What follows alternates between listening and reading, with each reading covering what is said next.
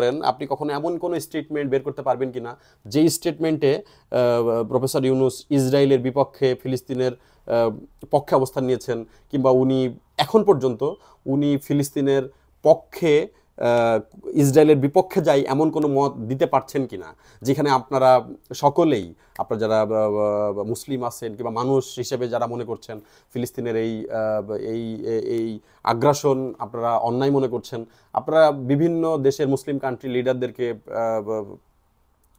Blame দিচ্ছেন, blame মিন অভিযোগ করছেন যে তারা আলটিমেটলি তাদের কাজটি করছে না, তারা মানবিক কাজটি করছে না, তারা মুসলিম বিশ্বের লিডার হওয়া সত্ত্বেও তাদের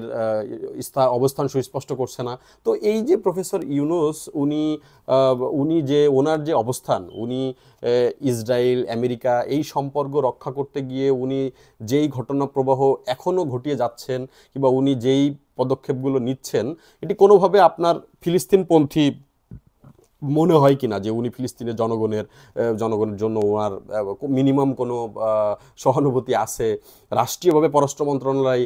দিয়ে স্টেটমেন্ট দেওয়াচ্ছেন, সেটি রাষ্ট্রীয় একটা ভিন্ন বিষয়, কিন্তু ব্যক্তি ইউনূস এমন কোনো স্টেপ নিতে পারেন কিনা যেই স্টেপ কিংবা যেই স্টেটমেন্ট সরাসরি ইসরায়েলকে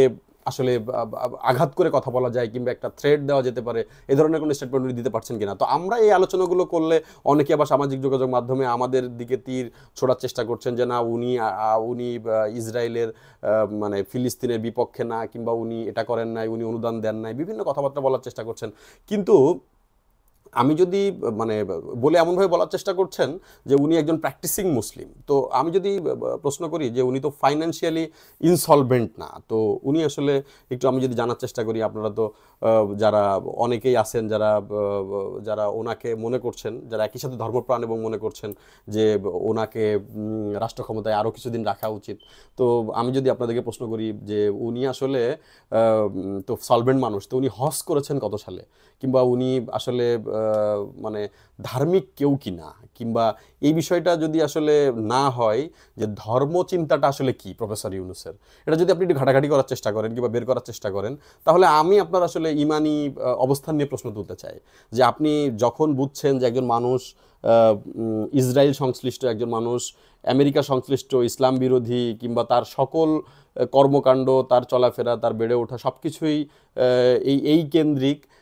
কিন্তু আপনি আবার ইসলামপন্থী হিসেবেও ওনাকে চাচ্ছেন, তো আপনার আসলে ইসলামিক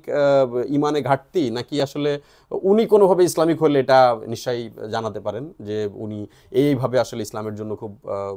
ইসলামিক লিডার হিসেবে, ইসলামিক কান্ট্রির লিডার হিসেবে উনি আসলে গুরুত্বপূর্ণ কিংবা উনি ভূমিকা রাখার যোগ্যতা রাখেন কিংবা রেখেছেন ইতিপূর্বে কিংবা এখন রাখছেন, এই বিষয়গুলো জানাতে পারেন।